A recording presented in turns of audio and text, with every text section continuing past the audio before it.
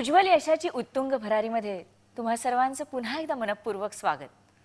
आजच्या या कार्यक्रमामध्ये चाटे सरांचे सहकारी जे चाटे कोचिंग क्लासेसमध्ये अनेक वर्ष काम करतात तर त्यांचं मनोगत आज आपण जाणून घेणार आहोत आणि सोबत आहेतच प्रत्यक्ष चाटे सर सुद्धा।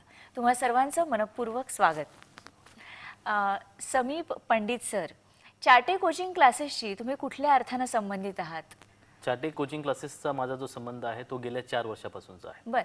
चाटे कोचिंग क्लासेसमध्ये मी माझं जे पहिलं पाऊल टाकलं ते काउन्सिलर म्हणून टाकलं। बर। एक समुपदेशक म्हणून काम करताना मला बरेचसे अनुभव आले। 3 महिने माझं काम ऑब्झर्व केलं गेलं। 3 महिन्यानंतर मला पहिलं प्रमोशन मिळालं ते असिस्टंट ब्रांच मॅनेजर म्हणून। बर। असिस्टंट ब्रांच मॅनेजर या पदावर पण मी फक्त 3 महिनेच काम केलं। त्याही वेळेला माझा अनुभव कामाला आला। त्याही वेळेला बऱ्याचशा पालकांशी माझे संबंध आले। ज्या ब्रांचमध्ये मी काम केलं त्या ब्रांचच्या उन्नतीमध्ये माझा थोडासा हातभार लागला। 3 महिने तिथे काम केल्यानंतर मला ठाणा ब्रांचला ब्रांच मॅनेजर म्हणून पोस्टिंग मिळाली।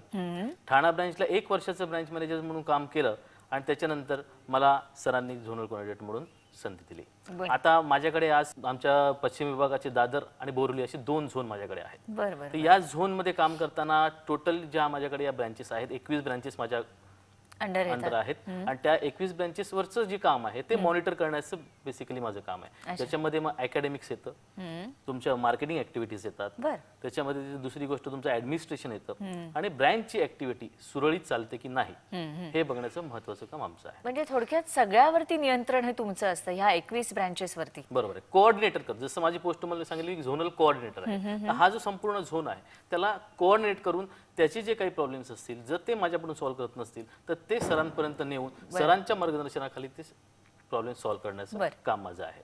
दुसरी गोष्ट म्हणजे समजा एखाद्या पालकांना जर आपली सर्व्हिस बरोबर प्रोव्हाइड होत नसेल असं निदर्शन आलं तर ती सर्व्हिस त्यांच्यापर्यंत प्रोव्हाइड कशी केली जाईल याचं थोडंसं लक्ष ठेवणं माझं। ब्रँचेसवर व्हिजिट देणं आहे, पर्सनली व्हिजिट देऊन ब्रँचेसचं जे काम सराई दिलेलं आहे ते व्यवस्थित सिस्टम चालू आहे की नाही। जसं आम्ही सांगितलं की आमच्या क्लासेसचं जे काम आहे 4 चतुसूत्रीवर चालतं। त्याच्यामध्ये एक मार्गदर्शनाचा भाग आहे, एक नियोजनाचा भाग आहे, एक तुमच्या कठोर परिश्रमाचा भाग आहे आणि एक सातत्याचा भाग। कारण आज सरांवर जी लोकांची श्रद्धा आहे आणि ती श्रद्धा आपल्यामुळे ढळू जाऊ नये। बरोबर। आमच्यावर जो विश्वास सराई टाकलेला आहे त्या विश्वासाला कुठेही तडा जाता कामा नये। सरांची जी प्रतिमा आज जनमानसामध्ये आहे त्या प्रतिमेला कुठे तडा जाऊ नये याच्यासाठी 24 तास डोळ्यात तेल घालून काम करत असतो। बरं बरं। तुमच्या कामाचं थोडक्यात स्वरूप आपल्याला कळलेलंच आहे। आणि सर तुम्ही? मी समुपदेशक म्हणून काम करतो आहे। गेले 7 वर्ष झाले बोरिवली ब्रांचला आहे मी। बरं। आणि तिथे समुपदेशक राहिल्यामुळे मला असं वाटतं की चाटे सरांनी ज्या मुंबईमध्ये ज्या ब्रांचेस उघडल्या, ज्या शाखा उघडल्या त्याच्यामुळे खरोखर मेरिट लिस्टिंगमध्ये बरीचशी वाढ झालेली आहे। बरं। नंतर पालकांना पूर्वी असं वाटायचं की आपली मुलं फक्त विज्ञान आणि गणित याच्यामध्ये चांगले मार्क मिळवू शकतात, परंतु भाषेमध्ये ते कमी मार्क मिळवतात आणि त्यामुळे त्याचं ॲग्रिगेट कमी होतं हे पालकांना आतापर्यंत माहीत नव्हतं आणि त्यांचे सुप्त गुण जे आहे ते लपून राहायचे किंवा त्यांचा व्यक्तिमत्वाचा विकास व्हायचा नाही। तर याच्यासाठी जे आमच्याकडे जे सर्व विषय ठेवलेले आहेत त्याच्यामुळे काय होतं की त्यांचा ॲग्रिगेट पर्सेंटेज आहे डाऊन न होता ते चांगले मेरिटमध्ये येऊ शकतात, चांगले त्यांचे मार्क्स मिळू शकतात ते, आणि विशेषतः भाषेमध्ये त्यांचं प्रावीण्य हे दिसून येऊ शकतं। बरं। आणि मॅडम तुमच्या बाबतीत? मी बोरिवली ब्रांचला समुपदेशिका म्हणून काम करते। गेली 2 वर्ष काम करते तिथे। आणि साधारण चाटे क्लासेसमध्ये काय होतं तर 45 ते 40% वाला मुलगा देखील 80-85% पर्यंत कसं जाऊ शकतं हे चाटे क्लासेस नेहमीच आपलं दाखवत असतं। त्याच्यामुळे त्याच्या पाठी टीचर्स बरोबरच काउन्सिलर, झोनल कोऑर्डिनेटर सगळ्यांचा सहभाग असतोच आणि सगळ्यांच्या ह्यानेच ते सहकार्यानेच ते होऊ शकतं की फक्त चाटे क्लासेसमध्ये ऍडमिशन घेतल्यावर तो भाग फक्त टीचर्सचा आहे असं नाही। कारण टीचर्स प्रत्येक गोष्टीकडे लक्ष देऊ शकत नाही। तर त्याचबरोबर आता जसं काही क्लासेसचे टायमिंग आहे त्या ह्याच्यामध्ये प्रिलिम्स टेस्ट वगैरे ज्या होतात तर ह्याच्यामध्ये तेव्हा पेपर चेकिंग वगैरे जे असतं त्याच्यामुळे कधी कधी टीचर्सचं दुर्लक्ष होऊ शकतं की टीचर स्टुडंटचा प्रोग्रेस कसा होतोय तर ह्याच्यासाठी काउन्सिलर म्हणून आमचं काम असतं। म्हणजे आम्ही उदाहरणार्थ आम्ही त्यांचे जे ॲब्सेंटी फॉलोअप वगैरे घेतो तर त्याचबरोबर त्यांचे अकॅडमिक फॉलोअप घेतले जातात। उदाहरणार्थ एखाद्या स्टुडंटला आम्ही जेव्हा फोन करतो तर तो ॲब्सेंट का राहिला ह्याच्याबरोबरच त्याचा अभ्यास कसा चाललाय, कोणत्या विषयात त्याला काही प्रॉब्लेम आहे का, त्याचे मार्क्स कसे वाढतात किंवा एखाद्या विषयात कमी मार्क्स होत आहेत का, तो विषय त्याला कसा जातो याची आम्ही पेरेंट्सशी नेहमी बोलणं चालू असतं। आणि हे पेरेंट्सचं बोलणं किंवा टीचर स्टुडंट्सचं हे आम्ही टीचर्स पर्यंत पोहोचवत असतो। कारण बरेच स्टुडंट्स असे असतात की ज्यांना ते डायरेक्टली टीचर्सशी बोलू शकत नाही थोडेसे अशा प्रमाणातही असतात की म्हणजे जे घाबरतात ना. घाबरतात की ते जाऊन पेरेंट्सला सांगतात आपल्या गोष्टी. मग हे पेरेंट्स कडून आम्हाला कळल्यावर आम्ही ते टीचर्स पर्यंत कसं करायचं, त्यांना संडेला बोलून रविवारी म्हणजे टीचर्सना भेटून आम्ही कसं करून घेऊ शकतो ह्याचं करतो. बर, म्हणजे नुसतं ऍडमिशन पुरतं तुमचं काम मर्यादित नसतं, तर नंतर सुद्धा एकमेकांशी संवाद साधून देण्यासाठी तुम्ही सतत प्रयत्न करत राहता. सर, हे सगळे सहकारी तुमच्याबरोबर इतकी वर्ष काम करतायत आणि नवीन नवीन सहकारी तुमच्या नवीन नवीन ब्रँचेसमध्ये येत राहतात. आजपर्यंत तुम्हाला त्यांच्याकडनं कसं सहकार्य मिळालं? चांगलं सहकार्य मिळालं की चाटे क्लासेसमध्ये जे काम करणारे आमचे सहकारी आहेत ते निवडताना एका गोष्टीवर प्रामुख्यानं भर दिला जातो की कठोर परिश्रमावर त्यांचा विश्वास आहे का, बरं. आणि ते त्यासाठी डेडिकेटेडली किंवा मनापासून काम प्रयत्न करायला करतात. तयार आहेत का. आणि साधारण ही गोष्ट सातत्यानं ऑब्झर्व केली जाते. त्यामुळं कर्मचाऱ्यांच्या पूर्ण ह्याचं कामाचं मूल्यमापन हे होतच असतं. शाळा महाविद्यालयामध्ये, शिक्षण संस्थांमध्ये किंवा इतर कुठल्या क्लासेसमध्ये असं मूल्यमापन होत नाही. अच्छा. ह्याच्या उलट आमची पद्धत आहे की जे चांगलं काम करतात, अतिशय चांगलं काम करतात, त्यांना फटाफट प्रमोशन्स मिळतात, त्यांना इन्क्रिमेंट्स मिळतात. त्याच्यामुळं कामाचा जो दर्जा आहे माझ्या एम्प्लॉईजचा हा निश्चित चांगला आहे. बरोबर. माझ्या ब्रांच मॅनेजरनी कामात हे केलं, कुचराई केली, टाळाटाळ केली की ती झोनल कोऑर्डिनेटरच्या लक्षात येतेच, डिव्हिजनल ऑफिसच्या लक्षात येतेच, किंवा काउन्सिलरनी गडबड केली तर ती ब्रांच मॅनेजरच्या लक्षात येते. आणि त्यामुळं त्यांना काम करावंच लागतं. म्हणजे चाटे क्लासेसमध्ये विद्यार्थी आला की त्याला अभ्यास करावाच लागतो. चाटे क्लासेसमध्ये कुणी एम्प्लॉई आला की त्याला काम करावंच लागतं. ह्या दोन्हीपासून त्यांची सुटका नाही. कठोर परिश्रम. कठोर परिश्रमाची तयारी विद्यार्थ्यांनी पण ठेवली पाहिजे आणि आमच्या सहकाऱ्यांनी पण ठेवलेली असतेच. कुठल्याही शाखेमध्ये चाटे क्लासेसची लोक काम करत नाहीत, कामात टाळाटाळ करतात, वेळेवर पेपर तपासून मिळत नाहीत. या स्वरूपांच्या तक्रारींचं प्रमाण अतिशय नगण्य आहे. आणि असं जेव्हा केव्हा घडतं त्याच्यावर मॅनेजमेंट अतिशय कठोरपणे निर्णय घेते. सर, एवढी मोठी यंत्रणा राबवत असताना आणि तुम्ही जसं म्हणालात की जर चांगलं काम केलं आणि आमच्या लक्षात आलं तर आम्ही लगेच त्याची कदर येतच, करतो. चांगलं काम केलं की लक्षात येतं. नाही, पण याच्यामध्ये एक मुद्दा असा येतो बऱ्याच वेळेला की माणसाचा स्वभाव म्हणून मग त्याच्यात एक वेगळ्या पद्धतीची स्पर्धा चालू होते, ईर्ष्या उत्पन्न होते आणि मग त्यातनं थोडंसं वेगळ्या लेवलचं राजकारणही येऊ शकतं. तर असा काही अनुभव तुम्हाला कधी आलाय का की एकमेकावर कुरघोडी करण्याचा प्रयत्न, किंवा अरे मी खरं काम केलं होतं पण तोच माझं क्रेडिट घेऊन गेला आणि त्यालाच इन्क्रीमेंट मिळालं, मला ना स्वतःला प्रमोट करता येत नाही त्यामुळे मी सरांपर्यंत पोहोचू शकत नाही आणि मग त्याच्यामुळे सरांना उगाचच हीच जास्ती चांगली वाटते, मी चांगला वाटत नाही वगैरे, असे काही प्रॉब्लेम्स कधी तुम्ही फेस केलेत का? रादर मी तुम्हाला जास्ती विचारेन कारण तुम्ही 7 वर्ष काउन्सिलर म्हणून काम करता आहात. नाही, असं कधी प्रसंग आलेला नाहीये. कारण काय आहे की एकमेकाच्या समजून, कारण आपल्याला हे शेवटी घराचं स्वरूप आहे. जरी आपण तिथे जॉब करत असलो, आपण नोकरी जरी करत असलो तरी जसं आपण घरामध्ये खेळीमेळीचं वातावरण ठेवतो, कुठेही कधी प्रॉब्लेम आले तर आपण एकमेकाला सावरून घेतो, त्याप्रमाणे इथे आम्ही ऑर्गनायझेशनमध्ये काम करतो.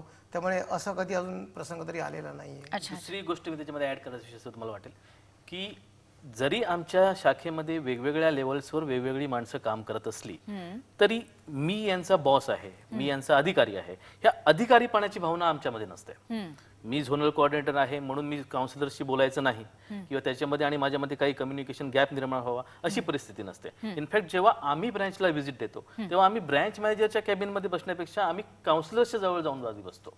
त्यांचे प्रॉब्लेम्स काय आहेत, त्यांना नक्की काय हवंय, ऑर्गनायझेशन तर्फे त्यांचे प्रॉब्लेम कसे आपण सॉल्व्ह करू शकतो, त्यांचे काही वैयक्तिक प्रॉब्लेम आहेत का, या गोष्टींवर पण आमचा तेवढाच भर असतो. जर बघा एवढी मोठी संस्था आहे, आज आमच्याकडे 4000 कर्मचारी काम करतायत, प्रत्येकाच्या मनात पुढे जाण्याची भावना ही आहेच आणि ती काही गैर नाही. मी म्हणतो प्रत्येकाला पुढे जायचे, त्याच्यामध्ये ती काही गैर नाही. पण याच्यामधून पण काही वे आउट्स आहेत जेणेकरून काही मोटिवेशनल प्रोग्राम्स असतात, काही सेमिनार्स असतात, एकत्र मीटिंग्स होतात. मग त्यावेळेला counsellors, teachers, divisional officer staff असं आमचं सेमिनार होतो. सर त्याला मार्गदर्शन करतात, सरांना कधी वेळ नसेल तर आम्ही त्यांना मार्गदर्शन करतो, कधी गेट टुगेदर असतात. त्याच्यामुळे मग जी खेळीमेळीची जी भावना आहे की त्या सारं हे आमचं एज्युकेशन फील्ड आहे, शैक्षणिक क्षेत्रामध्ये आम्ही काम करतोय. थोडासा भावनिक विषय आहे हा. या फील्डमध्ये काम करत असताना जर आम्ही लोकांना अशा प्रकारचं हे दाखवलं की आमच्यामध्ये स्पर्धा चालू आहे, आमच्यामध्येच भांडणं आहेत, तर ती ब्रँच चालेल कशी? नक्कीच. आणि आज हे आम्ही सिद्ध करून दाखवले की गेल्या 14 वर्षांमध्ये चाटे कोचिंग क्लासेसच्या ब्रँचेस वाढतायत, कमी होत नाहीत. याचा अर्थ काय की आमचे कर्मचारी जे आहेत ते खुश आहेत. आमचे कर्मचारी जे आहेत त्यांना ज्यांचं जॉब सॅटिस्फॅक्शन मिळते. बरोबर. म्हणजे माझा जॉब जो आहे, जो झोनल कोऑर्डिनेटर म्हणून मी फक्त त्यांचं ते काम करतात काय असं बघत नाही, तर ते जे काम करतायत त्या कामामध्ये त्यांचं समाधान होतंय की नाही. कारण एज्युकेशन फील्डमध्ये काम करताना ज्या वेळेला आम्हाला मुलं सर म्हणून बोलतात त्यावेळेला ते कित्येक पटांनी त्याचे जे मोल आहे ते पैशात मोजता येत नाही. खरंय. कारण आम्ही आता आयुष्यभरासाठी सर झालो. म्हणजे कुठल्या एखाद्या, समजा तुम्ही एखाद्या मल्टीनॅशनल कंपनीमध्ये तुम्ही बॉस म्हणून काम करताय, तुम्हाला त्यावेळेला तिकडे सर बोललं जातं, पण बाहेर गेल्यानंतर तुम्हाला तुमच्या नावाने हाक मारला जातो. आज आम्ही एज्युकेशन क्षेत्राशी संलग्न आहोत. आम्ही आमच्या आजन्म सरच राहणार आहोत. आम्हाला सरस ही उपाधी मिळालेली आहे आणि ही उपाधी आमच्या नॉन टीचिंग स्टाफलाही मिळालेली आहे. बरोबर.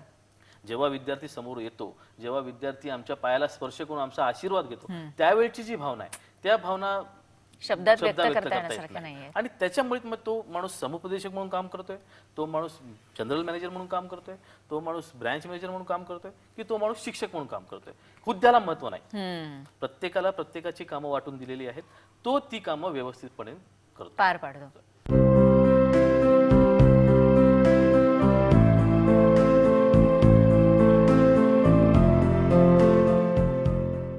विद्यार्थ्यांचे हित हा केंद्रबिंदू मानून चाटे कोचिंग क्लासेसने स्वतःची अशी एक आदर्श कार्यपद्धती निश्चित केली आहे.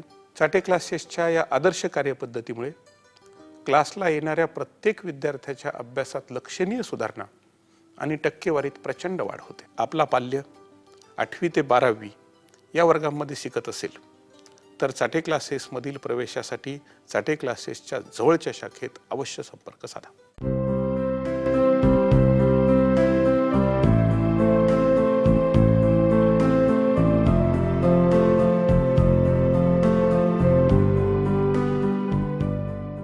सर, इतकी वर्ष काम करताना तुम्हाला एक काउन्सिलर म्हणून विविध पालक, म्हणजे वेगळ्या वेगळ्या स्वरूपाचे पालक भेटत असतील. बऱ्याच वेळेला पालकांच्या तक्रारी तुमच्याकडे येत असतील किंवा चौकशीला म्हणून जेव्हा पालक येतात तेव्हा माणसांचे विविध नमुने तुम्हाला बघायला मिळत असतील. तर असे काही आठवणीतले नमुने तुम्ही आम्हाला सांगाल का? नक्कीच. कसं आहे की काही जेव्हा पालक येतात, जेव्हा ॲडमिशन घ्यायला येतात, तेव्हा सांगतात की तुमची जी कार्यप्रणाली आहे तसेच बाकीचे क्लासेस पण घेतात, परीक्षा घेतात, ते करतात, ते म्हणजे टेस्ट असतात, युनिट टेस्ट असतात, शिक्षक पण त्यांच्याकडे लक्ष देतात. किंवा क्लासेसमध्ये आमच्या मुलाला यायची काय आवश्यकता नाही आहे, त्याला 85-90% मिळत आहेत. बरोबर आहे, 85%-90% क्लासेसमध्ये न येतात सुद्धा विद्यार्थ्यांना मिळतात. परंतु त्याचा जो व्यक्तिमत्वाचा जो विकास असतो ते घडवण्याचं काम आम्ही इथे करतो. म्हणजे जेव्हा क्लासेसमध्ये तो येतो तेव्हा त्याला 10 शाळेचे विद्यार्थी मिळतात, तेव्हा त्यांच्यामध्ये स्पर्धा होतात की याला 85% मिळतात तर मला 86% का नाही मिळाले पाहिजे, त्याला 86% मिळतात मला 87% का नाही मिळाले पाहिजे. तर अशी जेव्हा स्पर्धा चुरस जेव्हा निर्माण होते तेव्हा तो स्पर्धात्मक युगामध्ये टिकू शकतो. बरोबर. पण याला व्यक्तिमत्व विकास नाही म्हणता येणार, याला फक्त स्पर्धा निर्माण होते असं म्हणता येईल. नाही, स्पर्धा नाही, व्यक्तिमत्वाचा विकास याचा अर्थ की तो त्याच्यामधून पुढे जाऊ शकतो, वाटचाल करू शकतो. म्हणजे त्याच्यात वेगळ्या पद्धतीचा आत्मविश्वास निर्माण होतो की मी याच्यापेक्षा काहीतरी चांगलं केलं पाहिजे अशी भावना निर्माण होते. अशी असंख्य उदाहरणं आहेत आमच्याकडे की मुलांनी कडे येतो म्हणजे आधी तो अभ्यासामध्ये टाळमटाळ करत असतो, अभ्यास करत नसतो, घरी आई वडिलांनी किती सांगितलं तरी त्याच्यामध्ये सुधारणा होत नसते. पण ज्या वेळेला तो मुलगा चाटे कोचिंग क्लासेसमध्ये येतो, जेव्हा तो प्रवेश घेतो, त्याच्यानंतर एक 15 दिवसांनी, 20 दिवसांनी, 1 महिन्यामध्ये त्या मुलामध्ये स्वतः बदल घडत असतात. आई वडील येऊन आम्हाला त्याचे फीडबॅक देतात की आमच्या मुलामध्ये आता बदल घ्यायला सुरुवात झालेली आहे. आमचा मुलगा जो अभ्यास करत नव्हता, ज्याला कितीतरी सांगितलं की बाबा आज अभ्यासाला बस, तर तो मुलगा आता स्वतःहून अभ्यास करतोय. अशी असंख्य उदाहरणं तुम्हाला भेटतील. म्हणजे तुमची अगदी कुठल्याही पालकांना आमच्याकडे फोन केला तरी तुम्हाला ते हेच सांगतील की आमच्या मुलामध्ये प्रचंड आत्मविश्वास निर्माण झाला. बरं, फरक पडलाय म्हणून. एक काउन्सिलर म्हणून तुमचा अनुभव तुम्ही सांगा ना, काय आहे? मी एका गोष्टीचं उदाहरण देऊ इच्छिते की एक पेरेंट्स आमच्याकडे आले होते आणि त्यांनी मला सांगितलं की माझा मुलगा जो आहे तो 90% मिळवतो आहे आताही, परंतु जो शाळेत आहे किंवा ज्या क्लासला आता जातो आहे त्या क्लासमध्ये त्याला कॉम्पिटिशन म्हणून कोणी नाहीये. तर मी तुमच्या क्लासेसचं बरंच नाव ऐकलेलं आहे आणि आता तो असं आहे की मी सर्वात पुढे आहे, त्यामुळे मला अजून कोणी हे नाही, तर तुम्ही त्याच्यासाठी काय करू शकता. तर मग त्याचं ऍडमिशन झाल्यावर आम्ही जे त्याच्यासाठी आतापर्यंत केलं त्याची आई नेहमी आम्हाला फोन करून कळवते आणि निश्चितच तो मुलगा खुश आहे आमच्याकडे. हा एक वेगळ्या पद्धतीचा अनुभव झाला, म्हणजे जास्ती मार्क मिळवत असतानाचा. हा. पण अगदी म्हणजे फ्रस्ट्रेट झालेले, निराश झालेले असेही पालक तुमच्याकडे येत असेही असतील. आहेत की गेल्या वर्षीचं एक उदाहरण सांगू शकते की प्रायव्हेट बॅच म्हणजे जी मुलं फेल आहेत 9वीला किंवा 8वीला फेल आहेत, परंतु त्यांचं वय जास्त असल्यामुळे त्यांना 10वीला बसवतो, अशी जी विद्यार्थी आमच्याकडे होती ती अतिशय चांगल्या मार्क्सनी पास झालेले आहेत. त्याच्यातल्या एका मुलीचं मी नाव घेऊ शकते की ॲनी बॉस्को म्हणून होती आमच्याकडे गेल्या वर्षी मुलगी. ती 10वीला प्रायव्हेट बसलेली आणि ती 65% पास झाली आहे आणि तिला पत्रकार व्हायचं होतं. तर ते आज तिचं स्वप्न निश्चित पूर्ण होऊ शकतं. आहा. म्हणजे आपण एक चांगल्या गोष्टीचं निमित्त घडलो याचा एक आनंद तुम्हाला निश्चितच मिळत असेल. डिव्हिजनल कोऑर्डिनेटर म्हणून काम करत असताना, झोनल कोऑर्डिनेटर म्हणून काम करत असताना तुम्हाला एवढ्या सगळ्या ब्रँचेस तुमच्या हाताखाली असतात आणि वेगळ्या वेगळ्या ठिकाणी वेगवेगळे प्रॉब्लेम्स असतात. तर याच्या संदर्भातला एखादा काही अनुभव तुम्ही असा सांगाल का की फारच मोठा प्रॉब्लेम झाला होता आणि तो तुम्ही सॉल्व्ह केलात, असं काही? नाही, प्रॉब्लेम प्रत्येकालाच असतात, प्रत्येक ऑर्गनायझेशनमध्ये असतात. आमचंही ऑर्गनायझेशन त्याला अपवाद नाही आहे. पण ते प्रॉब्लेम आमच्याकडे जी सिस्टम आम्ही बसवलेली आहे की ब्रँच लेवलचं जे वर्किंग आहे ते सर्वात महत्त्वाचं वर्किंग आहे आणि त्याच्यावर मॉनिटर करण्याचं काम फक्त डिव्हिजनल ऑफिस करतं.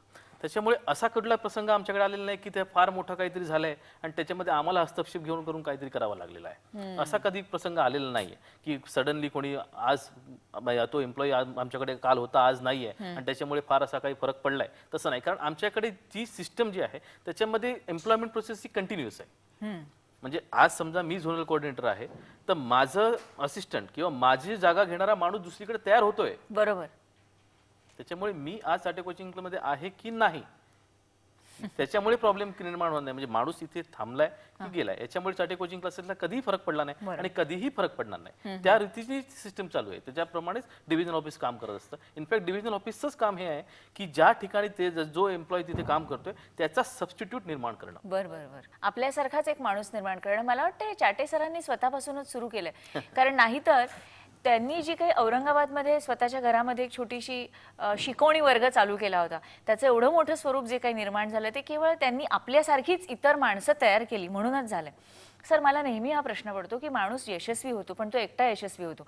आपल्या बरोबरीने एवढ्या लोकांना यशस्वीतेची वाट दाखवणारा माणूस विरळा असतो आणि मला वाटतं म्हणून चाटे सर सगळ्यांचा आदर्श ठरू शकतात. मला नेहमी हा प्रश्न पडतो की ही जी यंत्रणा तुम्ही आज राबवत आहात त्या यंत्रणेची कल्पना तुमच्या डोक्यात रुजली कशी आणि ती पद्धत अंमलात आणत असताना तुम्हाला काही अडचणी आल्या नाहीत का? कारण एवढ्या लोकांना मॅनेज कसं करता तुम्ही? त्या कोचिंग क्लासेस सुरू करण्यापूर्वी मी जेव्हा इंजिनिअरिंगला शिकत होतो तेव्हा 1 वर्ष मी स्टेट बँक ऑफ इंडियामध्ये काम केलं होतं. बरं. आणि स्टेट बँक ऑफ इंडिया मध्ये काम करत असताना मी त्यावेळी पाहिलं की या बँकेच्या हजारो शाखा भारतात आहेत, हजारो शाखा भारताबाहेर आहेत. प्रत्येक ब्रांचला एक स्वतंत्र अस्तित्व आहे, त्याच्यावर देखरेख करणारी एक पूर्ण यंत्रणा आहे. या पद्धतीचा जो एक डिसिप्लिन मी बँकेमध्ये पाहिला होता, नेमका त्या पद्धतीचा डिसिप्लिन मी चाटे क्लासेसमध्ये आणला. आज माझे 100 ब्रांचेस आहेत, पण या 100 ब्रांचेसच्या उद्या 5000 ब्रांचेस झाल्या तरी या चालवण्यामध्ये मला काही विशेष अडचण येईल असं वाटत नाही. मी जेव्हा कुठं एखादी चाटे कोचिंग क्लासेसची शाखा प्लॅन करतो तेव्हा आम्ही त्याच्यासाठी एक ब्रांच मॅनेजर तयार केलेला असतो, टीचिंग स्टाफ त्या ब्रांचसाठी अपॉइंट केलेला असतो, त्या ब्रांचसाठी काउन्सिलर्स अपॉइंट केलेले असतात आणि त्या लोकांना व्यवस्थित ट्रेनिंग देऊन ती ब्रांच सुरू होत असते. आणि इतर जशा ब्रांचेस काम करतात तसं ती ही ब्रांच काम करते. की आता 16 वर्षापूर्वी मी सुरू केलेल्या 2 ब्रांचेस, मुंबईमध्ये 8 वर्षांपूर्वी सुरू केलेल्या काही ब्रांचेस किंवा 6 वर्षापूर्वी काही सुरू केलेल्या ब्रांचेस, ह्याच्यामध्ये वयाचा फरक आहे, कार्यपद्धतीचा काहीही फरक नाही. कारण एक नवीन शाखा मी एक 8 दिवसांनी किंवा उद्या कुठल्याही ठिकाणी सुरू केली तर तो त्या शाखेचा पहिला दिवस असेल, पण तिथल्या कामाचं स्वरूप हे 16 वर्षापूर्वीची जी माझी औरंगाबादची ब्रांच आहे त्या ब्रांच इतकंच मजबूत असेल, तिथला काउन्सिलर तितकाच कॉन्फिडंट असेल, तिथला ब्रांच मॅनेजर तितकाच कॉन्फिडंट असेल. आणि इतकंच नाही तर तिथे येणारे लोक पण विश्वास ठेवून येतात. कुठेही शाखा सुरू केल्यानंतर महाराष्ट्रात कुठल्याही शाखेमध्ये विद्यार्थी आले नाहीत किंवा विद्यार्थी कमी पडले हा प्रकार चाटे क्लासेसच्या बाबतीत कधीही झाला नाही. इतर क्लासेसच्या बाबतीतली गोष्ट वेगळी आहे, पण चाटे क्लासेसच्या बाबतीत असं झालं नाही. कारण चाटे क्लासेस औरंगाबादमध्ये यशस्वी होता, जळगावमध्ये यशस्वी होता, नागपूरमध्ये यशस्वी होता, चंद्रपूरमध्ये यशस्वी होता, मुंबईत यशस्वी होता. त्याच्यामुळे यात कसलीच काडीची फसवणूक नाही. ह्याच्यात सरळ सरळ विद्यार्थ्यांची गुणवत्ता उंचावण्याचं आव्हान माझ्या यंत्रणेनं स्वीकारलेलं आहे. आणि विद्यार्थ्यांची गुणवत्ता उंचावते म्हणजे ती फक्त एका शाखेत उंचावत नाही, तर ती कुठल्याही शाखेत उंचावते. महाराष्ट्रातल्या माझ्या कुठल्याही शाखेत जा, तिथं आत्मीयता आणि जिव्हाळा या गोष्टी माझ्या सहकार्याकडून तुम्हाला निश्चित पाहायला मिळतील. प्रत्येक शाखा हे एक भव्य ज्ञान मंदिर आहे. कारण आज माझी कुठली एखादी शाखा म्हणाल आणि त्या शाखेच्या वास्तूकडे पाहाल तर ह्या काय नुसता विटा मातींच्या भिंती किंवा सिमेंटच्या भिंती किंवा फर्निचर, AC याला मी क्लास म्हणत नाही. तर त्या ठिकाणावरून तिथं जे विद्यार्थी घडले आणि तिथं ज्या विद्यार्थ्यांमध्ये खूप मोठी प्रगती झाली ते घडविण्याचं सामर्थ्य त्या यंत्रणेत आहे. आणि अशी ही विशाल ज्ञान मंदिर आहेत की विद्यार्थी अतिशय कृतज्ञतेने पाहतात की बा मी या ठिकाणी शिकलो, या ठिकाणी माझ्यावर संस्कार झाला, या ठिकाणी मी अभ्यासाला लागलो आणि मी इथपर्यंत पोहोचलो. हे जे विद्यार्थ्यांचं किंवा ह्या सगळ्या गोष्टींचं मी जे कौतुक सातत्यानं करत राहतो त्याच्या मागे ही एक भूमिका असते की आपण हे काम केलं आणि एक नवा हुरूप येतो की आता आपल्या समोर मुलं आहेत, आपण आता यांच्यावर मेहनत करू, आता आपण यांच्या टक्केवारीमध्ये आणखी बदल करू आणि हे चक्र असंच सुरू राहतं. आणि त्याच्यासाठी त्यांचं कौतुक किंवा ह्यासाठी हे सातत्यानं होत राहणं आवश्यक असतं की जुन्यातूनच नवं घडत असतं. जे नवं घडेल त्यातून त्याच्या पुढचं नवं घडेल आणि अशा पद्धतीनं हा एकानंतर एक टप्पा हा गाठलाच जातो. पण खरंच आश्चर्य वाटतं सर, एक मराठी माणूस एवढं सगळं करू शकेल याच्यावर विश्वास नाही बसत. मी मगाशीच म्हणाले एक माणूस यशस्वी होऊ शकतो, पण आपल्या बरोबरीने एवढ्या माणसांना घेऊन त्यांनाही यशस्वी करतो ही फार विरळ गोष्ट आहे. सर, एवढी चांगली माणसं तुम्हाला मिळतात कुठून हो? जी आली ती आमच्या पठडीमध्ये तयार होतात. अच्छा, म्हणजे आलेल्या माणसांना तुम्ही तयार करता. पठडीत तयार होतात आमच्या. ज्यांना हे आवडलं ते टिकतात, ज्यांना हे नाही आवडलं ते जातात. क्रायटेरिया काय तुमच्याकडे, तुमच्या कार्यपद्धतीत, तुमच्या या यंत्रणेत जर एखाद्याला सामील व्हायचं असेल? एक तर ज्याला शिक्षक म्हणून यायचं असेल तर किमान एज्युकेशनल क्वालिफिकेशन पाहिजेच, जे लागतं ते. आणि शिवाय ऍडिशनल एक क्वालिफिकेशन पाहिजे की हार्ड वर्किंगची तयारी. आणि काउन्सिलर वगैरे म्हणून यायचं असेल तर ग्रॅज्युएशन झालेलं असावं, प्लस हार्ड वर्किंगची तयारी असावी. बरोबर, हार्ड वर्किंग हार्ड वर्किंगची तयारी पाहिजेच. पर्याय नाही, दुसरा पर्याय नाहीच. पण ज्या कोणाला तुमच्या या इन्स्टिट्यूशन मध्ये काम करण्याची इच्छा असेल त्या सगळ्यांसाठी तुमचे हे दरवाजे कायम खुले आहेत. आमच्याकडे रिक्रुटमेंट सेक्शन मध्ये डिव्हिजनल ऑफिस मध्ये कधीही भेटता येतं. दर शनिवारी इंटरव्ह्यूचं आयोजन केलं जातं आणि लोक आमच्याकडे बायोडेटा देऊन जातात. आम्हाला जशी माणसांची गरज पडते तसं आम्ही कॉल करून आणखी इंटरव्ह्यू घेतो, अपॉइंटमेंट देत असतो. अपॉइंटमेंट दिल्यानंतर त्यांचं ट्रेनिंग सिस्टीम हे काम सुरू होतं. ही पण न थांबणारी प्रक्रिया आहे. शिक्षकांचं ट्रेनिंग तुमच्याकडे होतं हे मला माहिती आहे, पण बाकी काउन्सिलरचं पण ट्रेनिंग होतं? सगळ्यांचं ट्रेनिंग हो करावंच लागतं. त्यांना अनेक गोष्टींची माहिती करून द्यावी लागते. कारण क्लासेसचा सगळा इतिहास मला माहिती आहे. 16 वर्षापासून काय काय झालं, कसे कसे बदल झाले, ह्या नोट्स कशा आल्या, हे अमुक कसं झालं, ते तमुक कसं झालं, कोणत्या गोष्टी महत्वाच्या आहेत, कोणत्या गोष्टी आत्मा आहेत, की म्हणजे सगळ्या विषयांची सोय अभ्यासात किंवा सगळे विषय बंधनकारक हे चाटे क्लासेसचा आत्मा आहे. त्याच्यामुळे कुणी आमच्याकडे फोन करतो मला फक्त गणित लावायचं आहे, तर मग फक्त नापासांच्या चिंतापुरती या बॅचेस पुरते हा विषय एकच विषय लावता येतो, गणित किंवा इंग्रजी. पण एरवी नियमित जी मुलं येतात या मुलांना सगळ्या विषयांना यावं लागतं. हा आत्मा आहे क्लासचा. कारण मुलांचं गणित, विज्ञान, इंग्रजी या विषयात तर मार्क मिळतातच, पण भाषा विषयात सुद्धा चांगले मार्क मिळतात. माझ्याकडे असे कित्येक उदाहरणं आहेत की जे नॉन महाराष्ट्रीयन मुलं आहेत चाटे क्लासेसमध्ये आहेत आणि मराठी विषयात 95 पर्यंत पोहोचले. अरे बापरे. किंवा मराठी मीडियमची मुलं आहेत, इंग्लिश विषयात 97 पर्यंत पोहोचली. इंग्लिश मीडियमची मुलं आहेत, इंग्लिश विषयात 97 पर्यंत पोहोचली. खूप उदाहरणं आहेत. संस्कृतमध्ये 100 पैकी 100 मिळवणाऱ्या मुलांची संख्या तर माझी आता 1000च्या वर गेली असेल. अरे बापरे. तुमच्या ब्रँचेस मध्ये अशी कॉम्पिटिशन असते का हो कधी, की आपल्या ब्रँच मधनं जास्तीत जास्त विद्यार्थी गुणवत्ता यादीत आले आणि अशा पद्धतीची म्हणजे हेल्दी कॉम्पिटिशन अर्थातच ती तशी निर्माण करण्याचा प्रयत्न तुम्ही कधी करता का? नक्कीच. कसा? कसं असतं की प्रत्येक ब्रँचला एक लिमिट आहे. हम्म, बोरली शाखा झाली, त्याच्या बाजूला दहिसर आहे, त्याच्या बाजूला कांदिवली आहे. प्रत्येक ब्रँचेसवर चालणारं वर्किंग सारखं आहे. हम्म, पण या वर्किंग सारखं चालणाऱ्या वर्किंग मधून पण जसं सरांनी सांगितलं की जर मला चांगली शाखा निवडायची झाली तर मी हे सांगेन की ज्या ब्रँचेसला जास्त कलेक्शन होतं ती ब्रँच माझी मोठी ब्रँच. मग त्याप्रमाणे जसं आपला जो एवढा मोठा जो पसारा आम्ही वाढवलेला आहे, जेवढा जो वृक्ष जो वाढलेला आहे, तर त्याला जर मेंटेन करायचं असेल तर त्याला खतही तेवढ्या प्रमाणात घालावं लागतं. एक्सपेन्सेस पण तेवढेच असतात. मग ते एक्सपेन्सेस मेंटेन करण्यासाठी आपल्याला ब्रँचेसला काही इन्सेंटिव्ह डिक्लेअर करावे लागतात, ब्रँचेसवर काही मोटिवेशनल सेमिनार्स अरेंज करावे लागतात, ब्रँचेस मधल्या कॉम्पिटिशन संघर्ष करावा लागतो की त्या ब्रँचनी तुमच्यासारखीच सिस्टम आहे, त्यांनाही तुमच्यासारखंच इन्फ्रास्ट्रक्चर आहे, जेवढ्याच फॅसिलिटीज त्यांना प्रोव्हाइड केलेल्या आहे, त्या ब्रँचेसचं कलेक्शन आज इतके रुपये आहे तर तुमचं कलेक्शन तेवढं का होऊ नये, मग आपण कुठे कमी करू. मग जर पण हे फक्त कलेक्शनच्या संदर्भात होतं का गुणवत्तेच्या नाही, नाही, संदर्भात गुणवत्तेच्या होतं? बाबतीत. कारण कलेक्शन हा एक मध्ये मुद्दा झाला. हा. कलेक्शन हा एक मुद्दा झाला, पण तो व्हायबिलिटीच्या दृष्टीने सगळ्यात महत्वाचा मुद्दा असतो. आणि त्याच्यापेक्षा दुसरा मुद्दा, दरवर्षी 10वी 12वी सीईटीचे निकाल आले की इंटर ब्रांच रिझल्ट पण हे केले जातात, हा, त्यांचं कम्पॅरिझन केले जातात. आणि दररोज पाहण्यासारखी किंवा बाकी मग जे आहे असतात मुद्दे, फॅक्टर्स, की रिकव्हरी आहे, नवीन ऍडमिशन्स आहेत, ऍक्टिव्हिटीज आहेत, ह्या सगळ्या गोष्टींवर तसं लक्ष असतंच.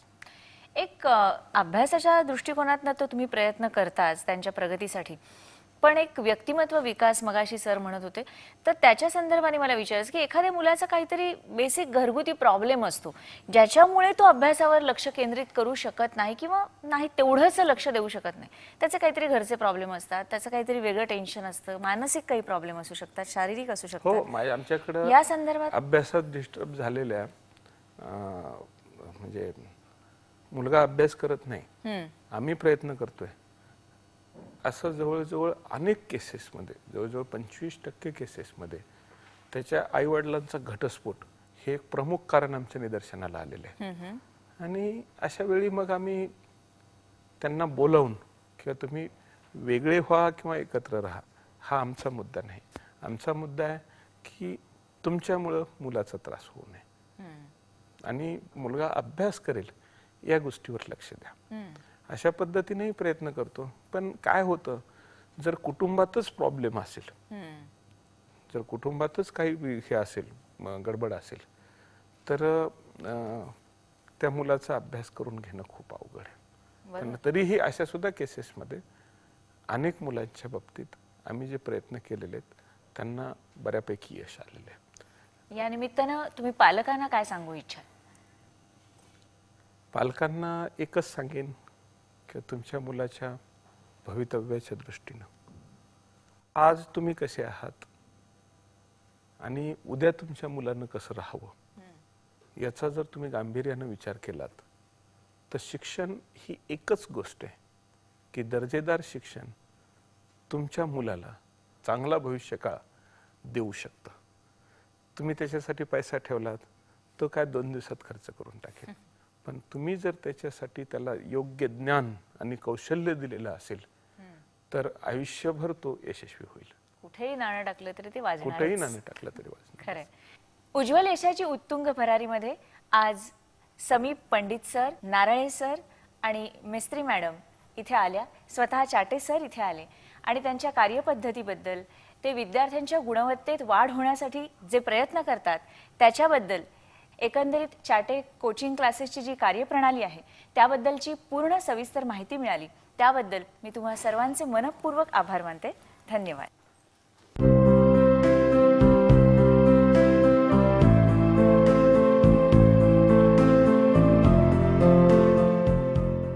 अकरावी 12वी विज्ञान या दोन्ही वर्गांसाठी सर्व विषयांच्या परिपूर्ण नोट्स तसंच अभियांत्रिकी आणि वैद्यकीय या दोन्ही सीईटीसाठी चाटेंच्या परिपूर्ण नोट्स उपलब्ध आहेत. या परिपूर्ण नोट्स महाराष्ट्रातल्या सर्व प्रमुख पुस्तक विक्रेत्यांकडे विक्रीसाठी उपलब्ध आहेत. तसंच चाटे कोचिंग क्लासेसच्या सर्व शाखांमध्ये या परिपूर्ण नोट्स विक्रीसाठी उपलब्ध आहेत.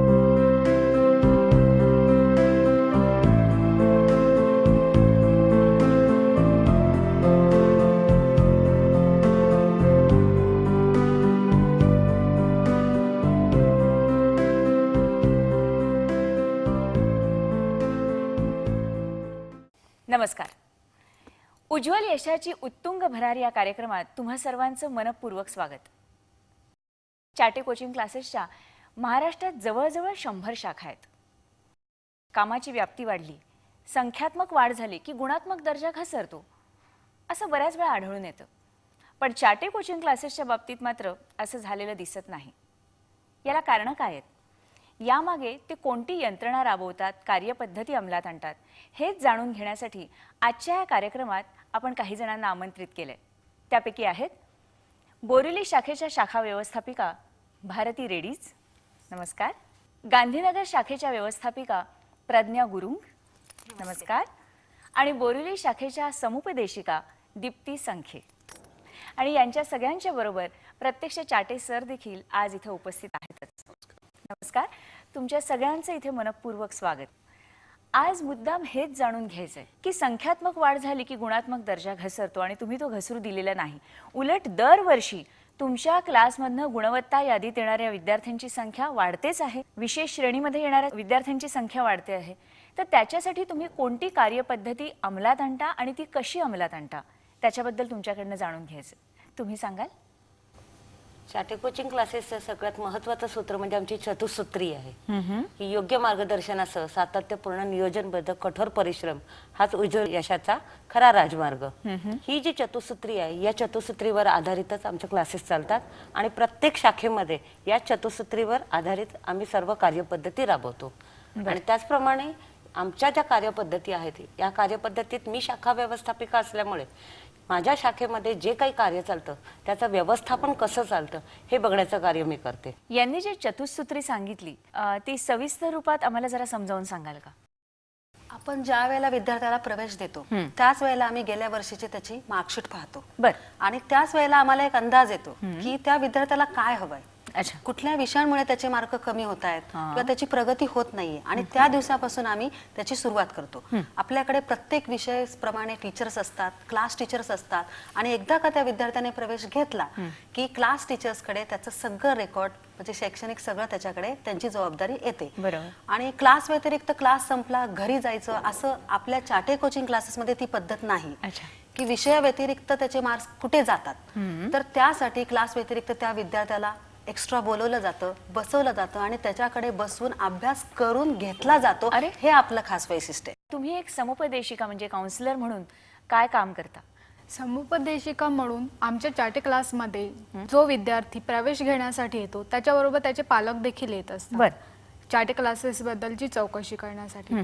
आमचे क्लासेसच्या बॅचेस कशा प्रकारे चालतात त्याचप्रमाणे त्या बॅचेसचं वेळापत्रक, ती बॅचेस कशी नियोजनबद्ध चालते ह्याबद्दलची माहिती आम्ही पालकांना म्हणजे पहिल्यांदा जे चौकशीला तुमच्याकडे पालक येतात त्यांना पूर्ण क्लासची कार्यपद्धती समजावून सांगणं हे तुमचं काम आहे. मग त्याच्यात कसे अनुभव येतात तुम्हाला पालकांचे? आमच्याकडे पालक चौकशी करण्यासाठी येतात त्यावेळेस पालक म्हणतात की तुमची चाटे क्लासेसची कार्यपद्धती इतर क्लासेसपेक्षा कशा प्रकारे वेगळी आहे. मग ती आम्ही त्यांना समजावून सांगतो की आमच्याकडे चाटे क्लासेसमध्ये नॉन टीचिंग स्टाफ आणि टीचिंग स्टाफ हा वेगवेगळा असतो. त्यामुळे नॉन टीचिंग स्टाफचं कार्य करण्याची पद्धती ही वेगळी असते. तसेच टीचिंग स्टाफची काम करण्याची पद्धती ही वेगळी असते. नॉन टीचिंग स्टाफ आणि टीचिंग स्टाफ असल्यामुळे टीचिंग स्टाफ हा पूर्णपणे मुलांच्या अभ्यासाकडे लक्ष देत असतो. बरोबर. म्हणजे त्यांना गरज पडत नाही त्यामुळे ते कॉन्सन्ट्रेट करू शकतात मुख्य त्यांच्या मुलांच्या अभ्यासाकडे ते कॉन्सन्ट्रेट करू शकतात. बरोबर बरोबर. सर, ही कार्यपद्धती जी काही यांच्याकडनं आम्ही आता समजावून घेणार आहोत, संकल्पना तुमच्या डोक्यात कशी आली? म्हणजे हा विस्तार झाला आणि सगळीकडे तुम्ही शिकवू शकणार नाही आहात हे एकदा स्पष्ट कल्पना तुमच्या डोक्यात रुजल्यामुळे तुम्ही ही विशिष्ट कार्यपद्धती अंमलात आणायची आणि त्यायोगे आपलं जे धोरण आहे ते प्रत्येक क्लासमध्ये प्रत्येक शाखेमध्ये राबवायचं असा काही विचार होता? सुरुवातीला जेव्हा मी क्लास चालवत होतो तेव्हा मी शिकवायचो, ऍडमिशन्स वगैरे पण मी करायचो किंवा माझं त्याच्यावर लक्ष असायचं. नंतर मग जे काही येणारे जाणारे आहेत त्यांच्या इन्क्वायरी, शंका वगैरे हे असायचं. सुरुवातीला जसजसं मला जाणवायला लागलं की यातल्या अनेक गोष्टी आता मी करू शकणार नाही, त्यावेळी मग प्रवेशासाठी येणाऱ्या पालकांशी कुणी बोलायचं अशी काही माणसं मी तयार केली. Division of work. हां, डिव्हिजन ऑफ वर्क. नंतर जसजसं विद्यार्थी संख्या वाढली, ब्रांच मोठी होत गेली, तसं त्या ब्रांचसाठी आणखी काय आवश्यक आहे. मी तिथं होतो तोपर्यंत ब्रांच मॅनेजरची गरज पडली नाही, पण जेव्हा दुसरी शाखा सुरू केली तेव्हा या शाखेवर कंट्रोल कुणाचा असेल, कारण मी तर 2 शाखेवर कंट्रोल ठेवू शकत नव्हतो. त्याच्यामुळे 2 शाखांसाठी मी 2 शाखा व्यवस्थापक नेमले. आणि मी कटाक्षाने हे पाहिलं की शक्यतो कामाचं डिव्हिजन इतकं परफेक्ट असावं की त्याच्यातून कुठलाही गोंधळ होऊ नये. कारण एका ब्रांचमध्ये 20-25 लोक काम करणार, कारण यांची ब्रांच मोठी आहे. तुमचा एकूण स्टाफ किती आहे? माझ्याकडे टीचिंग 22, नॉन टीचिंग 9. असं 31 लोकांचा स्टाफ आहे. आता 31 लोकांमध्ये गोंधळ होऊ शकतो किंवा नेमकं कुणाचं काय काम आहे, कुणाचं काय काम आहे. तर ह्या कामाचं आम्ही व्यवस्थित वर्गीकरण केलेलं आहे की मुख्य ब्रांचची पोस्ट असते शाखा व्यवस्थापक. शाखा व्यवस्थापक आणि त्यांच्या हाताखाली 2 पद्धतीचा हा स्टाफ असतो, टीचिंगचा स्टाफ आणि नॉन टीचिंगचा स्टाफ. टीचिंग स्टाफची रिक्वायरमेंट कॅल्क्युलेट केलेली असते की किती बॅचेस आहेत काय, आणि तो स्टाफ असतो. टीचिंग स्टाफला ट्रेन करण्याचं काम हे डिव्हिजनल ऑफिसमध्ये होतं, म्हणजे त्याचा ब्रांचशी संबंध नाही. ब्रांचवरच्या ब्रांच मॅनेजर अकॅडमिक वर्क कसं चाललेलं आहे ह्या असिस्टंटसाठी टीचिंग सुपरवायझर असतो की प्रत्येक टीचरचं वर्किंग कसं सुरू आहे. तो रिपोर्ट ब्रांच मॅनेजरला पण देत असतो आणि डिव्हिजनल ऑफिसला पण देत असतो. नंतर नॉन टीचिंगच्या ज्या पोस्ट आहेत ह्याच्यामध्ये मेनली अकाउंटंट, ब्रांच मोठी असेल तर असिस्टंट ब्रांच मॅनेजर, त्याच्यानंतर काउन्सिलर्स किंवा समुपदेशक आणि समुपदेशिका असं या स्वरूपाच्या पोस्ट असतात. या लोकांमध्ये नॉन टीचिंगच्या लोकांमध्ये पण कामाची विभागणी केलेली असते की सकाळच्या शिफ्टला अब्सेंटी फॉलोअप कुणी करायचा, दुपारच्या शिफ्टला अब्सेंटी फॉलोअप कुणी करायचा, आणि हे अब्सेंटी फॉलोअप झालं की नाही त्या शाखेतून हे पाहण्याची यंत्रणा डीओ मधून असते. की डीओ मधून सकाळी 7 वाजता सगळ्या ब्रांचेसवर फोन सुरू होतात की तुमची ब्रांच सुरू झाली का, सगळे टीचर्स आले का, विद्यार्थी आले का, अटेंडन्स झाली का, अब्सेंट विद्यार्थ्यांचं फॉलोअप झाला का, ह्या सगळ्या गोष्टी, आज कुठले पिरियड्स ज्या पद्धतीने लावलेत त्या पद्धतीने पिरियड्स झाले का, ह्या सगळ्या गोष्टीवर ब्रांच मॅनेजरचं पण लक्ष असतं. मग ब्रांचवरची टीचिंग मेथड आहे की सायन्सचे टीचर, मॅथ्सचे टीचर, सोशल सायन्सचे टीचर्स, लँग्वेजेसचे टीचर्स आणि त्यांच्या पिरियड्सचं डिव्हिजन, या गोष्टी करून त्या पद्धतीनं त्या ठिकाणी काम सुरू असतं. याचा एक बेसिक फायदा हा असतो की टीचिंग स्टाफ वेगळा आहे, नॉन टीचिंग स्टाफ वेगळा आहे. टीचिंग स्टाफला फक्त आणि फक्त विद्यार्थ्यांना शिकवणं आणि त्यांच्या समस्या सोडवणं याच्याशिवाय दुसरं कसलंच काम नाही. त्यांना विद्यार्थ्याची फी घेऊन पावती फाडायची नाही किंवा त्यांना अब्सेंटी फॉलोअप वरून पालकांना फोन करायचे नाहीत. म्हणजे शाळेमध्ये शिक्षकांना जे बऱ्याच कामांना सामोरं जावं लागतं आणि त्यामुळे त्यांच्याकडे शिकवण्याकडे दुर्लक्ष होणं किंवा कमी वेळ देणं होतं ते तुमच्या क्लासमध्ये टीचिंग स्टाफमध्ये आम्ही कधी कधी टीचिंग स्टाफवर जर वर्कलोडचा ऍडजस्टमेंट करून विद्यार्थ्यांच्या घरी गुडविल व्हिजिट्स अरेंज करण्यासाठी टीचर्सला पाठवतो की ज्या विद्यार्थ्यांच्या अभ्यासात थोडंसं सुधारणा कमी आहे, ज्या विद्यार्थ्यांना मोटिवेशनची, इन्स्पिरेशनची गरज आहे, आणि अशा विद्यार्थ्यांना जसं आम्ही पालकांना क्लासला बोलवतो तसं कधी कधी आमचे शिक्षक पण पालकांकडे जातात आणि त्या मुलाच्या अभ्यासाची प्रगती सांगतात, त्याचे प्लस पॉईंट सांगतात, मायनस पॉईंट सांगतात, काय केलं पाहिजे हे सांगतात. आणि मुलांना हे आवडतं की चाटे क्लासेसचे 2 शिक्षक आपल्या घरी येऊन माझ्या प्रगतीविषयी 2 तास आपल्या पालकांना व्यवस्थित घरी येऊन माहिती देत आहेत. आणि मग त्याचा परिणाम हा असा होतो की विद्यार्थी अभ्यासाला लागतो. नक्कीच. तर टीचिंग स्टाफची कामं ठरलेली आहेत, नॉन टीचिंग स्टाफची कामं ठरलेली आहेत, आणि ही कामं व्यवस्थित पार पाडली जात आहेत की नाही हे इथपासून ब्रांच मॅनेजरचं लक्ष असतं आणि त्याच्यावर संपूर्णपणे डिव्हिजनल ऑफिसचं लक्ष असतं. त्याच्यामुळं विद्यार्थी संख्या वाढली किंवा ब्रांचेसची संख्या वाढली त्यामुळं चाटे क्लासेसच्या दर्जामध्ये कधीही फरक पडत नाही. आणि हीच सिस्टीम कुठल्याही ब्रांचमध्ये तुम्हाला पाहायला मिळेल की टीचिंग स्टाफ वेगळा आहे, नॉन टीचिंग स्टाफ वेगळा आहे, टीचिंग स्टाफ ट्रेन केलेला आहे, नॉन टीचिंग स्टाफ ट्रेन केलेला आहे, त्यांना व्यवस्थित माहिती दिलेली आहे आणि त्या ब्रांचचं काम व्यवस्थित सुरू आहे.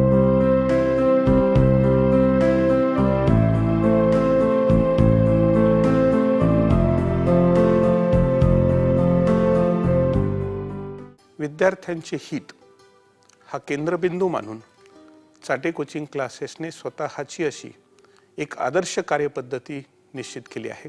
चाटे क्लासेसच्या या आदर्श कार्यपद्धतीमुळे क्लासला येणाऱ्या प्रत्येक विद्यार्थ्याच्या अभ्यासात लक्षणीय सुधारणा आणि टक्केवारीत प्रचंड वाढ होते. आपला पाल्य 8वी ते 12वी या वर्गामध्ये शिकत असेल तर चाटे क्लासेसमधील प्रवेशासाठी चाटे क्लासेसच्या जवळच्या शाखेत अवश्य संपर्क साधा.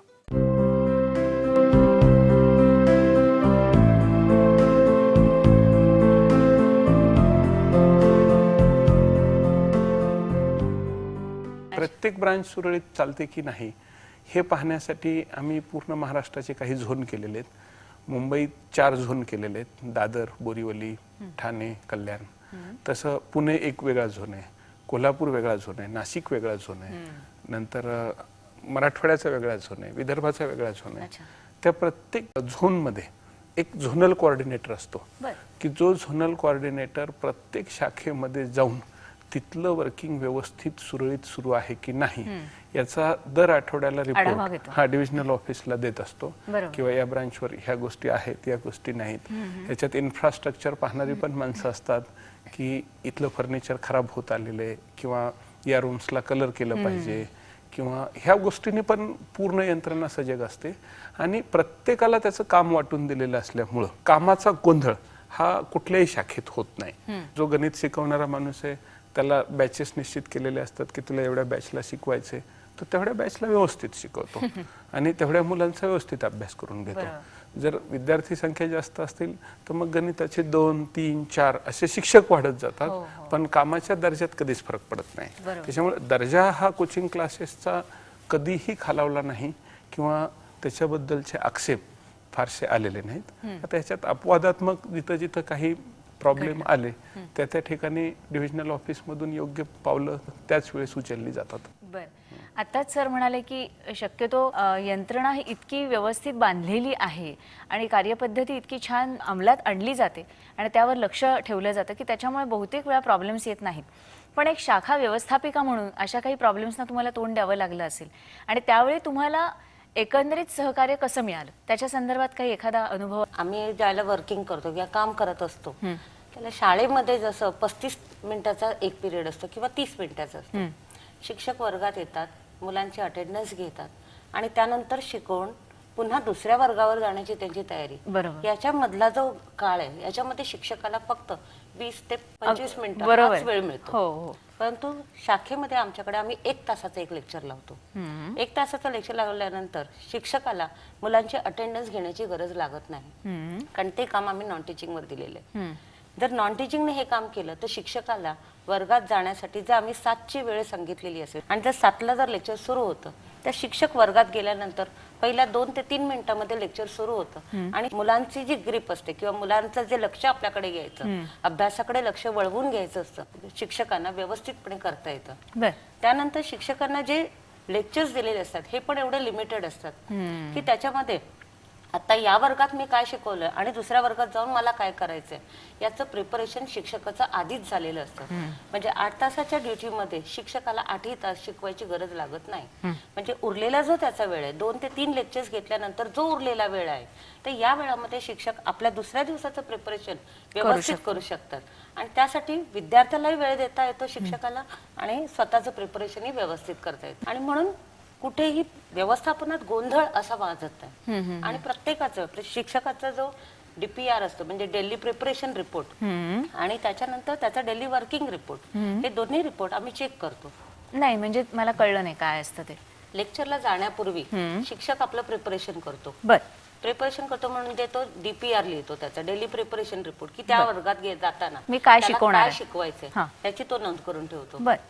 शिकवून झाल्यानंतर 8 तासाच्या ड्युटीमध्ये त्याचं त्याने काय काय शिकवलं याची तो नोंद करतो. म्हणजे ज्याला आम्ही ते दोन्ही रिपोर्ट ज्याला चेक करतो त्याला आम्हाला कळतं की या शिक्षकाने वर्गात गेल्यानंतर जाण्यापूर्वी काय प्रिपेअर केलं, वर्गात त्यांनी काय शिकवलं आणि शिकवून झाल्यानंतर त्याने जे रिपोर्टमध्ये लिहिले त्याचा आम्हाला पूर्ण आढावा मिळतो. सरांनी आताच सांगितलं की कार्यपद्धती कशा पद्धतीने अंमलात आणली जाते, पण ही प्रत्यक्ष अंमलात आणताना तुम्हाला काही अडचणी येतात का आणि आल्या तर तुम्हाला कोण आणि कसं सहकार्य करतं? शक्यतो अडचणी येत नाहीत कारण आमची कार्यपद्धती इतकी व्यवस्थित आहे. म्हणजे आपण इंग्रजी त्याला ट्रान्सफरन्सी म्हणू, इतकी व्यवस्थितपणे आम्ही ती राबवतो.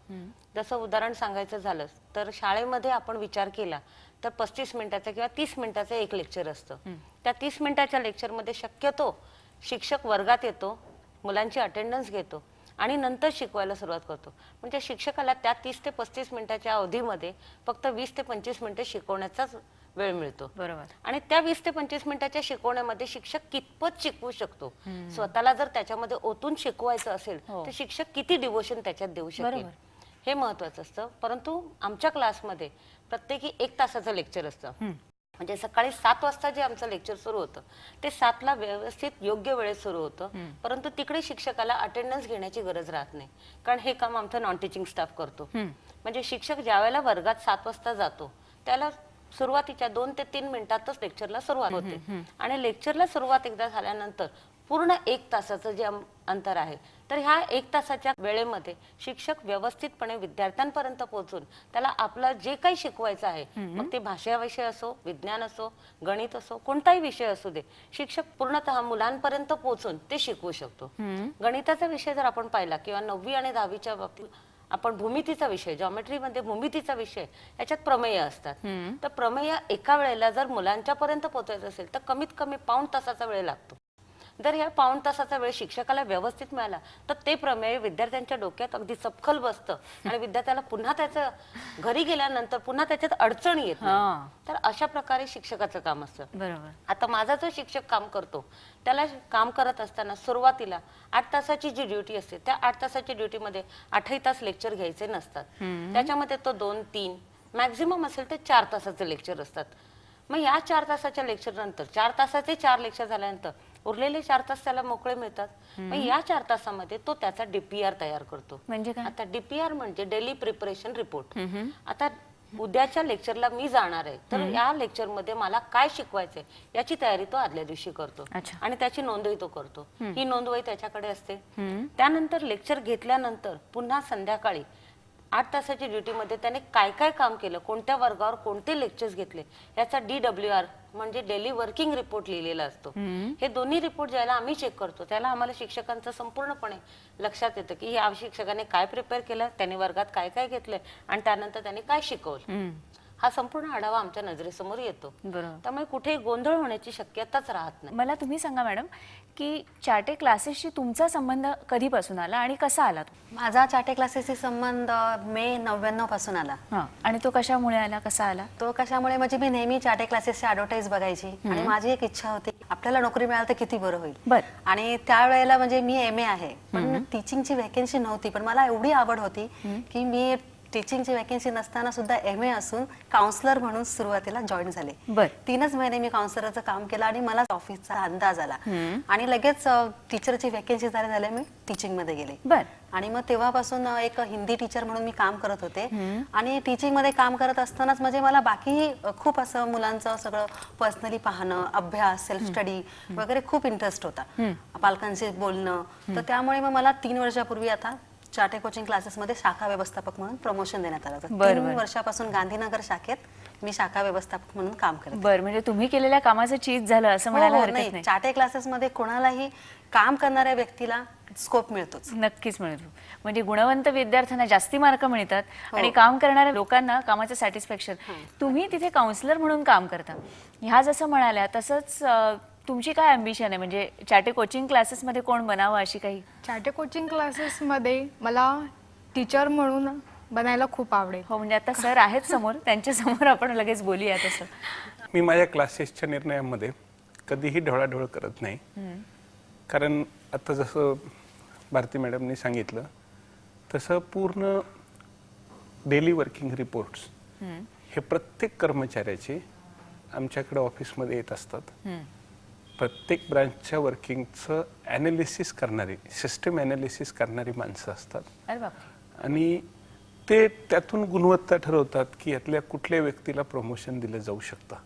आणि त्याच्यामुळे ती गुणवत्ता जोपर्यंत त्या कर्मचाऱ्याकडून सिद्ध होत नाही तोपर्यंत तिथं निर्णय होत नाही. असं कुठल्याही व्यक्तीबाबत असं कुणी ठामपणे की माझ्या डोक्यात आलं यांना ब्रांच मॅनेजर करावं, यांना ब्रांच मॅनेजर करावं, तर अशा पद्धतीने सिस्टम चालत नाही. कारण हे सगळं डेडिकेटेड माणसं असल्याशिवाय काम करणं शक्य नाही.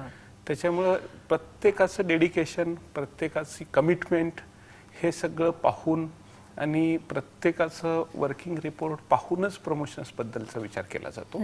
आणि ज्या लोकांनी खरोखर त्यांची गुणवत्ता दाखवलेली आहे त्या लोकांना व्यवस्थित प्रमोशन्स दिली गेलेली आहेत. बर, असं धडकाफडकी निर्णय घेण्याची प्रक्रिया चाटे क्लासेसमध्ये नाही. तुम्ही तिथे शिक्षिका म्हणून काम केलेलं आहे म्हणून तुम्हाला मुद्दाम विचारावं असं वाटतं की कार्यपद्धती असं आपण म्हणतो, एकंदरीत ब्रँच कशी चालते, शाखा कशी चालते हे आपण बघितलं, पण एक शिक्षिका म्हणून तुम्ही वर्गामध्ये काय काय करता आणि प्रत्येक विद्यार्थ्याकडे वैयक्तिक लक्ष देता म्हणजे नक्की काय करता ते जरा सांगाल का? नक्की म्हणजे आता मी भाषा विषय शिकवते, तर केव्हाही भाषा विषय हिंदी म्हणजे मुलांना तसं सोपंच वाटतं, पण सोपं जरी वाटत असलं तरी त्याच्यामुळे मार्क सुद्धा जातात. बरोबर आहे, व्याकरणामुळे मुलांचे मार्क कमी होतात. नक्कीच.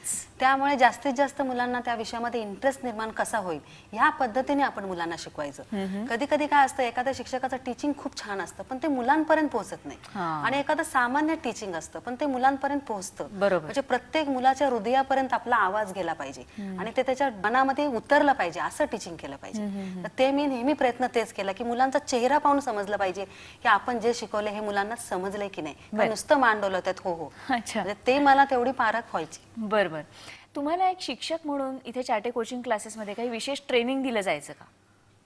हा, आमचे सेमिनार्स वगैरे डिव्हिजनल ऑफिसला ठेवले जायचे, हे सगळं म्हणजे सांगितलं जायचं. अनुभवी शिक्षक असायचे, कधी कधी असे औरंगाबाद वगैरे तिकडून सुद्धा असे टीचर्स मागवले, तज्ञ यायचे, आम्हाला खूप मार्गदर्शन करायचे, आमच्या सगळ्या समस्या आम्ही घेऊन जायचो आणि प्रत्येक समस्याचं निराकरण करायचे. समस्या ह्या परत एकदा म्हणाल्या, तुम्ही म्हणालात की एकही आतापर्यंत प्रॉब्लेम आलेलाच नाही, तर मग मला तुम्ही असा एखादा सुखद क्षण सांगा की ज्याच्यामुळे तुम्हाला असं वाटलं की आपण चाटे कोचिंग क्लासेसशी निगडीत आहोत, खूप बरं वाटतंय, खूप अभिमान वाटतोय, असा एखादा तुमच्या या संदर्भातला एखादा सुखद क्षण. परवाचीच गोष्ट आहे, आमचे फायनान्स मॅनेजर ब्रांचमध्येच आलेले होते आणि त्याच वेळेला एक पालक माझ्याकडे धावत धावत आले. पालक धावत आल्यानंतर माझ्याकडे केबिन मध्ये आले आणि मला नमस्ते वगैरे म्हणून बसले. मी म्हटलं काय झालं, ध्रुव देसाई त्या विद्यार्थ्याचं नाव, तर त्याचे पालक मला म्हणाले की आज मला खूप बरं वाटतंय.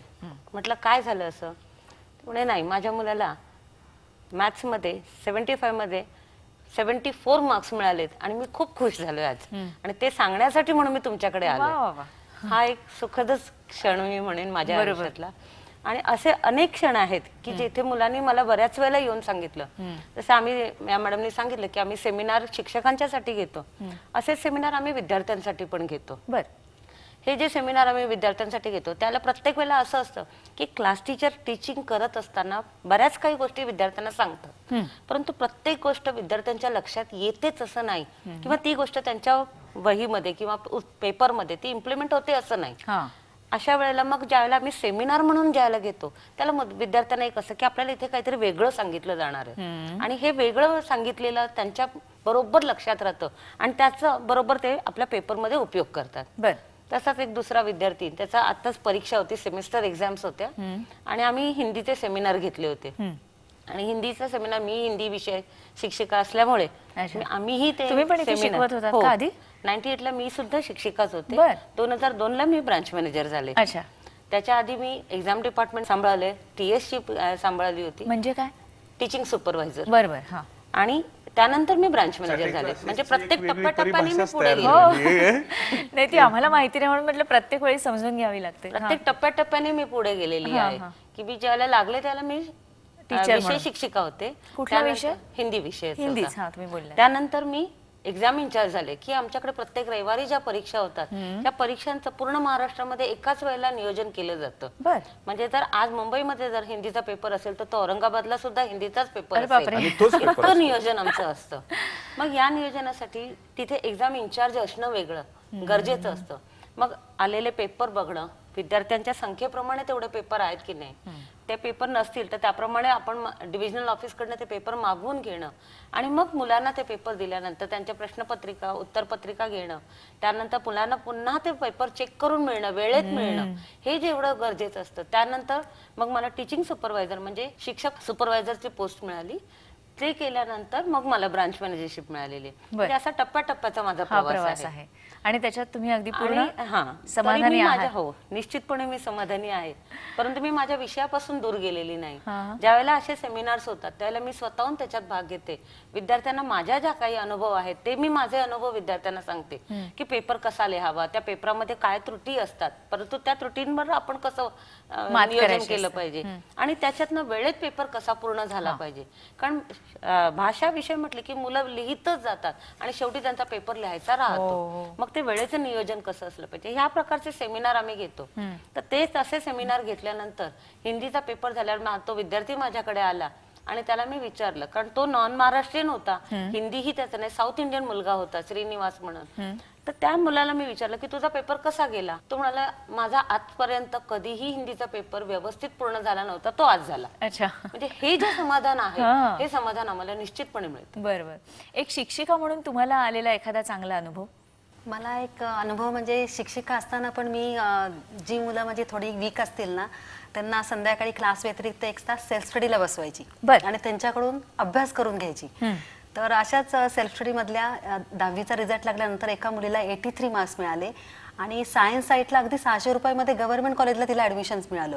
आणि ते पालक एवढे आनंदाने प्रतिक्रिया वगैरे लिहून स्वतःहून घेऊन आले आणि बोलले मॅडम आमच्या सेल्फ कंटेन असं छोट्या रूम मध्ये मुलीचा माझा अभ्यास झाला नसता, खरोखर तुमच्या क्लासमुळे सेल्फ स्टडीची सिस्टीम असल्यामुळे माझा अभ्यास मुलीचा झाला, एवढे मार्क मिळाले आणि आमची परिस्थिती नसताना सायन्स साईडला ऍडमिशन मिळालं आणि आम्हाला सायन्सला चाटे क्लासेस मध्येच ऍडमिशन 11वी 12वी सायन्सला करायचं. खरंच अतिशय मला आनंद झाला त्यावेळेला. अशाच पद्धतीचा काही अनुभव म्हणजे सुरुवातीला तुमच्याकडे नुसतीच चौकशी करण्यासाठी आलेले पालक नंतर तुम्हाला कधी येऊन भेटलेत का आणि तुम्हाला काही सांगितलंय का असं काही? अगोदर चौकशी करण्यासाठी येणारे पालक नेहमीच आम्हाला भेटायला येतात. त्यांच्या मुलांची प्रगती कशी होते ह्याबद्दलची माहिती देखील ते आम्हाला देत असतात. बरं.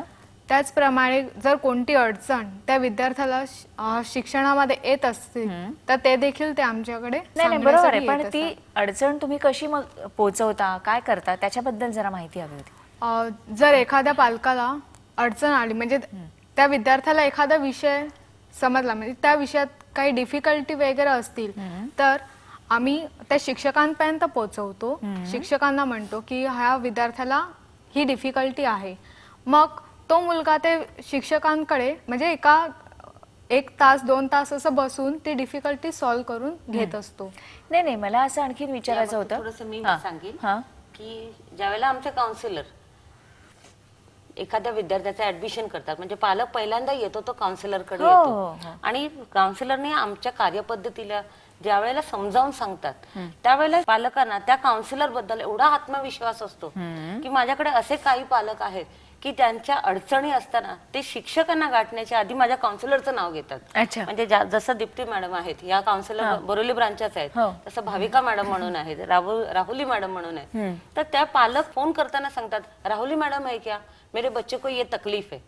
म्हणजे शिक्षकांच्या पर्यंत पोहोचण्यासाठी सुद्धा माध्यम म्हणून ज्याला काउन्सिलरचा उपयोग करतात त्याला तो क्षण एक काउन्सिलरच्या आयुष्यामध्ये नक्कीच महत्वाचा असतो. आणि काय मुख्य म्हणजे आम्ही सिस्टम अशी केलेली आहे की समजा शिक्षक वर्गामध्ये शिकवतोय आणि एखाद्या पालकाचा फोन आला त्याला वर्गातून बोलवणार कसं, पालक तरी फोन होल्ड करून कसा ठेवणार, किती वेळा फोन करणार. बरोबर. त्याच्यामुळं काउन्सिलर्स नेहमी अवेलेबल असतात. समजा ते काहीतरी पावती फाडत असतील तरी फोनवर बोलू शकतात. बरोबर. तर अशी एक ही सिस्टीम बनवलेली आहे आणि काउन्सिलर्स अवेलेबल असतात. पॅरेंट्स आले तर भेटायला अवेलेबल असतात. बरोबर. त्या सगळ्या गोष्टी तर हे एक परफेक्ट नियोजन आहे की ज्या पद्धतीने आम्ही हे केलेले निर्माण केलेले अगदी त्याच पद्धतीने सगळीकडे पाळलं जातं. बर. आज ह्या उज्ज्वल यशाची उत्तुंग भरारीमध्ये तुम्ही सगळेजण आलात आणि चाटे कोचिंग क्लासेसची कार्यपद्धती कशी अंमलात आणली जाते ह्याच्याबद्दल आम्हाला माहिती दिलीत त्याबद्दल मनपूर्वक आभार. लहरों से डरकर नौका पार नहीं होती, लहरों से डरकर नौका पार नहीं होती, कोशिश करने वालों की हार नहीं होती. नन्ही चींटी जब दाना लेकर चलती है चढ़ती दीवारों पर 100 बार फिसलती है. मन का विश्वास रगों में साहस भरता है, चढ़कर गिरना गिरकर चढ़ना ना करता है. आखिर उसकी मेहनत बेकार नहीं होती, कोशिश करने वालों की हार नहीं होती. डुबकियां सिंधु में गोताखोर लगाता है, जा जाकर खाली हाथ लौट आता है. मिलते न सहज ही मोती गहरे पानी में, बढ़ता दुना उत्साह है इसी हैरानी में। मुट्ठी उसकी खाली हर बार नहीं होती, कोशिश करने वालों की हार नहीं होती। असफलता एक चुनौती है, स्वीकार करो। असफलता एक चुनौती है, स्वीकार करो। क्या कमी रह गई देखो और सुधार करो। जब तक न सफल हो नींद चैन की त्यागो तुम, जब तक न सफल हो नींद चैन की त्यागो तुम, संघर्षों का मैदान छोड़ मत भागो तुम। कुछ किए बिना ही जय जयकार नहीं होती, कोशिश करने वालों की हार नहीं होती। लहरों से डरकर नौका पार नहीं होती, कोशिश करने वालों की हार नहीं होती।